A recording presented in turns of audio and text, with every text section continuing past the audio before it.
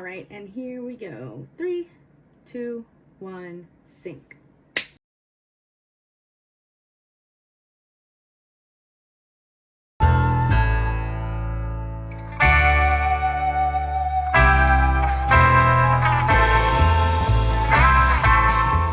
Howdy hey cowpokes, it's Conway Titty, and I wanted to share what I read in the month of February. I know I'm late on the video, like I said, but I really was waiting for my shirt to come in. It is from the Radical Resistance Co. Here's what it looks like. Here's actually my whole fit, let's be real. And with the theme of February being Black History Month, I wanted to also be able to support a small Black-owned business as well. In the month of February, I read books only by Black authors or about Black experiences, and the list that I went through was incredible, insane, just beautiful and mind-blowing, and just so many crazy cool stories that I really hope you guys take the time out of your day to read. As we dive in, I'm going to include a brief summary of the book if necessary, kind of what I thought about the book, and then also my rating. Some were good, some were bad, but with any of it, let's go ahead and dive right in. Also, if I keep looking over here, I'm looking at my notes, so just ignore that. I just want to make sure I include everything and I get everything right, so I don't just misguide you guys on your reading adventures. The first book that I read of the month was Ring Shout, and this book was so damn good. It's very much a dark fantasy style mixed with some historical fiction. It's set in 1922, and it follows a monster hunting resistance fighting group set in Macon, Georgia. They battle these supernatural KKK members, which are known as the Ku Kluxes. It's very much eldritch horrors disguised as white supremacists. Basically, the KKK, the Ku Kluxes are demons in this book, and it is so fucking good. The story really mixes in a lot of folklore, some cosmic horror with it too, and obviously historical commentary on racism in America. This book was so damn good, like hot damn, an absolute masterpiece. I rated it 5,000 out of 5 stars. The story was so incredible. The characters were extremely dynamic, and don't get me even started about how brilliant the audio narrator is. Channy Waits. Please, if you do, listen to the audiobook while you're reading. Even if you don't want to read it, just listen to the audiobook. It was so good. Channy did an amazing job. I could not put this book down. It is a little bit of a quick read. The book was so good that I not only read it once, but I read it twice in a short sitting. I wanted to make sure I was capturing everything that I might have missed in the first part of it, and I did, and reading it a second time was even more just glorious. It's so immersive. It's so right there. Please, please, please, if you take any book on this list, read Ring Shout. Next is Lovecraft Country by Matt Ruff. This one is very much a genre blending novel. It mixes historical fiction with, again, kind of cosmic horror and social commentary. It's set in the 1950s Jim Crow America, and the story kind of follows Atticus Turner, who is a Black Korean War veteran, as he kind of embarks on his journey to find his missing father. And alongside his childhood friend and his uncle, he starts uncovering these really dark secrets to all the white supremacy occults, and it kind of links to his own ancestry. The novel manages to weave multiple interconnecting stories, and it explores themes of racism, power, the supernatural horror, and all while kind of staying on the Lovecraftian topics. I rated this book a 4.25 out of 5 stars. I really didn't enjoy reading the stories, and right after I finished it, I went and watched the HBO Max series of Lovecraft Country, which was really nice. They kind of, it's not necessarily really the same, but it delves on the same premises. It's not amazing, but it still kind of shows what things look like if you're a little confused in the book. The storyline and the monsters, however, in the book were fantastic, and that really made up for it being kind of confusing and really does go back and forth. If you don't like that type of writing or style of kind of flashbacks and moving around a bunch, it's probably not for you, but nonetheless, it still was a great story. Following that, I read A Sky Full of Elephants by Sibo Campbell, and this was another must-read book. It explores a transformed America following this cataclysmic event where all white people literally walk to the nearest body of water and drown themselves. Like, they all just stop what they're doing and go to a body of water and drown. And then the story follows Charlie Brunton. He's a Black man who, after serving time for a wrongful conviction, conviction, becomes a professor at Howard University. And then his life takes kind of an unexpected turn in the story when he finally hears from his estranged daughter, who has actually been isolated in Wisconsin since witnessing her white mother and her entire step family dying in these bodies of water, going out and just drowning. So together they're kind of redefining their relationships, and they travel from Wisconsin all the way down to Alabama, where there's supposed to be white people there. And it really like dives into a lot of the new racial dynamics, what the world would be like without white people for black people, and basically all ethnicities, because let's be real, white people are fucking awful. I rated this a 4.75 out of 5 stars. It was incredibly written. The whole book, amazing, so articulate, so detailed. It was extremely immersive. It made it so easy to not want to stop reading. It was very visual, and the whole premise was just an incredible story. Also highly recommend y'all check that one out. After that was met with a very well-known book, Kindred by Octavia E. Butler. This book has been out for a very long time. If you haven't read it, it's one of those must-reads, and it took me a bit to go through my list, and I finally was like, I gotta read this one this month. I have to. Finally did. The premise is actually really cool. It's a time travel novel that follows Dana, a black woman from the like 1970s, I believe, who is like pulled back in time to the early 19th century. And in this, she discovers she has a relative, Rufus, who is the white son of a plantation owner. And with this, she must save Rufus because he is her ancestor, and if he doesn't survive, then she dies. So Dana navigates the brutal realities of slavery. She struggles to survive, going back and forth between the 19th century and the 70s. She's trying to maintain this disguise and this identity at this time without revealing too much, and they're confused of like why she can read, she can write. It's like there's so many dynamics in it that it is a book that you can't stop reading. With this, she must also find a way back home. She literally gets randomly pulled back and forth, and she doesn't know how to get back home on her own. She just magically appears back in the 70s. The novel heavily explores themes of power, trauma,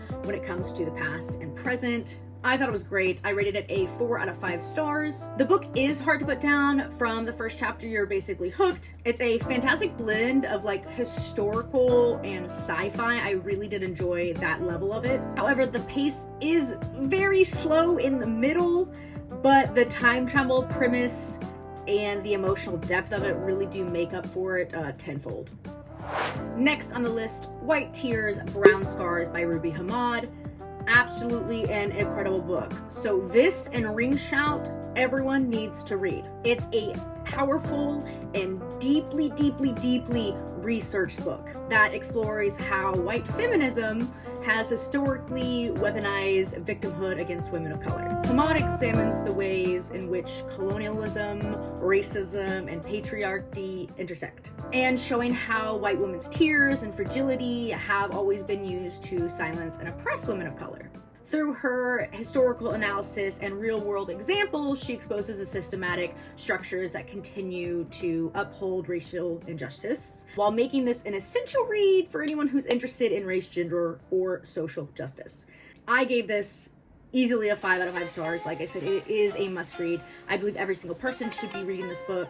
This is a searing, deep, full, insightful analysis of how white feminism has historically upheld racial hierarchies at the expense of women of color. And what makes the book stand out is its depth. So Hamad doesn't just call out white feminism, she unpacks the systematic structures that sustain it. The writing is sharp, it's powerful, and very thought-provoking, which kind of forces the reader to reflect on the uncomfortable truths. This book lingers long after you finish it. It's challenging perspectives and demanding change.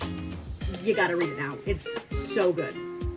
Following that knowledgeable and in-depth read, we're continuing on the same kind of topic to Hood Feminism by Mickey Kendall.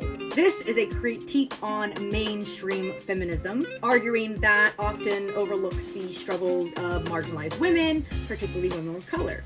Kendall highlights issues like poverty, food insecurities, gun violence, and healthcare access as feminist concerns, emphasizing the need for intersectional approach that includes all women, not just the privileged few. Through personal anecdotes and sharp analysis, she challenges readers to expand their understanding of feminism beyond academic theory and into real life activism. I gave this a 4.75 out of 5. It is a much needed critique of modern feminism. It really focuses on what it's like surviving poverty and violence associated with poverty. I love that Kendall not only wrote the book, but she narrates her own book, and it makes it almost an autobiography at some points, and I really did love that. She made it very personal without it being titled an autobiography or a memoir. Another fantastic read to add to your TBR. Next, one of my all-time favorites, Leslie fucking Jones by Leslie Jones. I rated this a 9 million out of 5. I love Leslie Jones, and I cannot express this enough of like, this book changed me. It absolutely changed me. I'm a mega Leslie Jones fan, and listening to her explain her life, her story, her motivation, and perspective was incredible. It's a top memoir for me, and probably a top book of 2025. And with that, not only reading, you must listen to the audiobook. She goes off the page and does it in a charming Leslie way. There were so many stories that weren't in the book. There were so many tangents that weren't in the book. It was very much felt like a long podcast in a way of just Leslie pouring her heart into it, sharing the story, sharing laughs, sharing anger. Like, so damn good. Highly recommend. Definitely a top book for me of 2025. The next book really falls into a fantasy category, better yet, a young adult fantasy category. It is Blood Debts by Terry Benton. It is a young adult book. I know a lot of people don't like reading young adult books, but it's fun to read a young adult book every now and then, and the writing's incredible. The stories are incredible. I don't understand people not wanting to ever try out YA books, or even like they just act like, oh, you're an adult now, you shouldn't be reading those. A lot of books are incredible in the young adult atmosphere. So this story blends magic, family drama, and social justice. It is set in New Orleans and follows the story of twin siblings. Twin siblings? You could just say twins. Duh. Anyways, it follows these twins, Chris and Clem, who uncover dark secrets about their family's magical legacy and decades-old murder that changes everything. They fight to reclaim their birthright and seek justice. They face powerful enemies, betrayals, and a weight of history. It's filled with rich world building and the themes of power, privilege, and revenge. Blood Debts definitely delivers an intense and emotional journey. It is very New Orleans. Like, the atmosphere of it is very lovely. It's very sick. I thought it was so cool. I rated this a 4 out of 5, and definitely will be reading it again, as well as, like, I think it is a series if I do remember correctly. But I loved the New Orleans kind of Creole magic atmosphere that it gave to it. It was so damn good. Like, that alone made the story even better. It does also give you the dual perspective from Clement and Christina, which I thought was really cool because most people only just do a set of twins together. I liked the dual perspective. I liked what each twin was thinking separately, together, like, so good. With also the strong world building, the emotional depth of the book made it really hard to put down. And I know reading it again and like taking the time to read it again will make it even better. Next on the list that I read was I Accidentally Summoned a Demon Boyfriend by Jessica Cage. Unfortunately, this flopped for me. I rated it a 2.5 out of 5 stars. I saw this book pop up on my TikTok page. I've been following the author for a while now.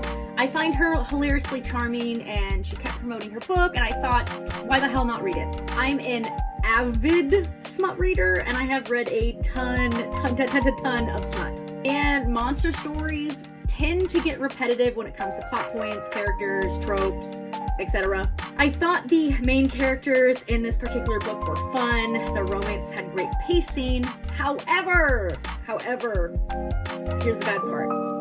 The sex scenes, the spicy romantic scenes were so rushed. It felt like every sentence was in a new position or action, and I did not feel immersed whatsoever during these points of the book. The details were very slim, and the words started to get really repetitive. Overall, it is hard to write a demon monster smut book, as it is a overdone monster topic. That's totally okay. I just really didn't think this book was for me. I know she has, I think, another book out as well, so I may give that a try. If you're really into like the demon smut, you probably might like it, but the scenes, especially the spicy scenes that everyone wants to really dive into, just fly by. It wasn't for me. After that, I needed a kind of palate cleansing, so I read The Deep by Rivers Solomon. It is a very short book, a very quick read. I think it's like under 200 pages if I am correct. It follows Yetu, a descendant of an enslaved African woman who was thrown overboard during the transatlantic slave trade. It's a premise of these merfolk build an underwater civilization, combining their painful history kind of seems too much to bear. So one person, known as the historian, holds all their memories, which is Yetu. He's burdened by this role and tries to flee to the surface seeking freedom and identity, and when he does, it's only to discover the power of remembering and reclaiming the past. It's a haunting, lyrical tale about history, trauma, resilience. I thought the concept was wicked. It's an incredible short read. Like I said, I think under 200 pages. It's very vivid. It's easy to follow. It is kind of an Afrofuturism story. And the coolest part of it is the fact that they all share their memories and they're trying to block it from everybody else so everybody else can be happy, so one person's burdened. Whether they're individuals sharing the memory or a group sharing the memory, it's just a cool concept. And for it being a short book, you are hooked from the beginning. I gave this about a 3.75 out of 5 stars. After that, I dived into yet another memoir, Finding Me by Viola Davis. Absolutely incredible, rating 5 out of 5 stars. It's a raw and powerful memoir that kind of chronicles her journey from poverty-stricken childhood to becoming an award-winning actress.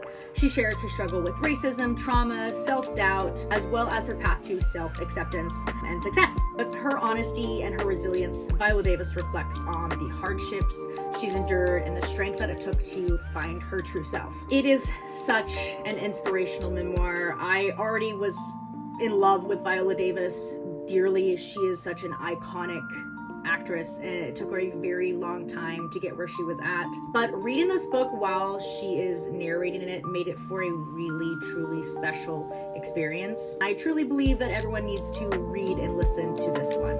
Honestly, if you have a memoir where the author is reading the book, you should be listening to the audiobook while reading. And if you don't want to read it, listen to the audiobook. I read another Rivers Solomon book called Model Home. I gave this one about a 3 out of 5 stars. It wasn't like, whoa, but it also wasn't like, bleh. What's supposed to be a take on a haunted house actually becomes much deeper. It's truly about the meaning of what is a home, and really does explore that. It deals with identity, displacement, and it really gives a 2S LGBTQIA plus sprinkle into it, which I personally love that was included into the story. This is a book that you must pay attention to, or you can really get lost, which is kind of where I felt like it's kind of all over the place. The structure of it felt disjointed at times, which made it really hard to stay fully immersed, and at some point it felt like the characters really never grew. Not every book needs to have that, which makes it a very small con in my eyes. Overall though, Rivers Solomon's writing is very unique and lyrical, just like The Deep was. It's just one of those books that you must pay attention through and through. Definitely I would say read in one sitting too, because I read it a bit and then I slept, or it was the next day or whenever I could get back to it, and I kind of, like I said, it just is very much all over the place. After that, I kind of dived into something else that was kind of a psychological horror. It is called The Between. It follows Hilton, a man who survived a near drowning accident as a child, but he begins experiencing disturbing visions and sleep disturbances as an adult. When his wife, a judge, receives racist death threats, Hilton's grip on reality starts to unravel, and he starts to question whether he truly survived the accident and the drowning as a child, or if something supernatural has been haunting him forever. It really does blend horror, suspense, and psychological tension. The novel also explores trauma, identity, and the thin boundary between life and death. I gave this about a 3.75 out of 5 stars. The novel is very much a slow burn, emphasis on slow. The pacing does drag at times, but the ending really does make up for it, and I'm not gonna spoil that at all. And if you love psychological horror, this is the book for you. And at the end, it kind of leaves you questioning, like, what's real and what isn't. This next set is a series of 3 books that I could not put down, and I highly recommend, and I think the first one is also a top book of 2025 for me. It is the Tristan Strong series by Kwame Mwala. It is a middle grade fantasy trilogy that follows Tristan Strong, a 7th grader dealing with the loss of his best friend. When he accidentally tears a hole between our world and a magic realm of Alki, he discovers a land filled with African and African American folk heroes like John Henry and Brer Rabbit, and Tristan is tasked with restoring balance and fighting off shadowy forces. He embarks on this big epic adventure of self-discovery, courage, embracing his heritage, and this series really blends mythology, history, and heartfelt storytelling that make it a powerful, engaging read. I'm gonna break it down by book. So the first book, Rain and I gave it a 4.75 out of 5. I could not get over how good this story is, which is why I gave this book top 2025 for me, easily. I was very excited to read the next 2, and I grew up with the folklore, so it made it really easy to transition into Tristan Strong's world. If you don't know much about Brer Rabbit, John Henry, bottle trees, etc., things like that, you may struggle with getting immersed at first. But besides that, the story was amazing and made it very hard to put down. The writing style is detailed, it's funny, it's incredibly rhythmic. I truly did love it so much, and I could go on and on about it for hours, but the first book, fantastic read. The second book, I also gave it a 4.75 stars out of 5. It continues and it becomes even more heartfelt. You're getting to know more about Tristan. Second book was even harder to put down than the first one was, and then as soon as I got done with this one, I went right into book 3. I think the highlight of the second book is Tristan's relationship with Gum Baby. It's hilarious, and Gum Baby became one of my favorite characters out of the whole series. Hilarious through and through. And then the third book, also a 4.75 out of 5. I was truly sad when I finished the third book. It was such an incredible story. I definitely will read it again. And it's not a sad ending. I just was sad that the series was coming to an end. The whole series was absolutely magical. I highly recommend you pick up the trilogy and dive right in. It is another young adult book series. It was incredible. I loved it. Highly recommend. And yes, the first book is in my top 2025, like I said. So this is the final book that I read that stayed on the Black History Month theme, and then I have a bonus book that I read after. This book is titled Black Buck. It follows 22-year-old Darren, who is a black man who works in a Starbucks in a Manhattan high-rise. He is unexpectedly recruited into this aggressive cult-like tech startup company, and he's kind of thrusted into this cutthroat world of sales and forced to navigate the racism with it, the ambition with it, and his identity. So Darren rises into this company and he's kind of transformed into Buck.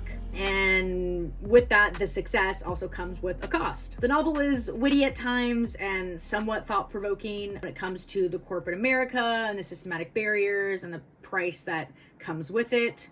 However, I did rate this a 2 out of 5 stars, and the audiobook is the only reason I did not DNF this book. Unfortunately, the narrator did give life to a story that kind of lacked it. At times, this book was incredibly cringy. Plot was all over the place. It was an interesting ride to read. I wanted to stick it out and to finish it. However, the premise was just way too long. It could have been cut down. It felt like it took forever to get from A to B. It felt incohesive. It felt certain parts unnecessary at times, which kind of fell back into the cringiness. However, the only reason I am giving it an extra star of a 2-star rating instead of a 1-star rating is at times I really did enjoy the writing, and I really did think there was funny parts and really intellectual parts at it, but overall was not my favorite read. So with that being said, I want to share a bonus book that I read for the month. This was a book that I had in my Libby holds for weeks, waiting for it to be available to read, and I finally got it, got my greedy little ears and paws on it. It was Tender is the Flesh. It's a chilling dystopian novel set in a world where animal meat is no longer consumable due to a virus. which leads to legalizing human slaughter for consumption. The story follows Marcos, a man working in the meat processing industry who has become emotionally detached from this brutal reality until he is finally gifted with a live female specimen. As he grapples with his morality and the horrors of this world, the novel delivers a disturbing critique of capitalism, dehumanization, and ethical complacency. However, I rated it right in the middle, a 3.5 out of 5 stars. I think the storyline was decent. The first part of the book was well written, very good imagery, very graphic.